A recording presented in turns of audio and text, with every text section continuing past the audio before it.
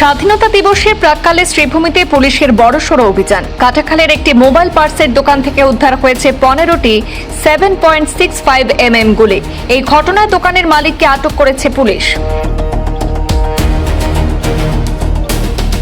শ্রীভূমিতে পুলিশের অভিযানে এলাকায় চাঞ্চল্যের সৃষ্টি হয়। পুলিশ সূত্রে জানা গেছে, গুলি সংক্রান্ত একটি গোপন লেনদেনের তথ্য পাওয়ার পর বৃহস্পতিবার রাতে কাটাখাল এলাকায় অভিযান চালানো হয়। লঙ্গাই রোডের একটি মোবাইল পার্সের দোকানে এই অভিযান চালায় পুলিশ। অভিযানে দোকানের মালিক নোসেল আহমেদকে আটক করা হয়েছে। পুলিশের দাবি, তল্লাশির সময় তার কাছ থেকে 15টি 7.65 mm গুলি উদ্ধার করা হয়। পরে আইন অনুযায়ী সেগুলি বাজেয়াপ্ত করা হয়েছে।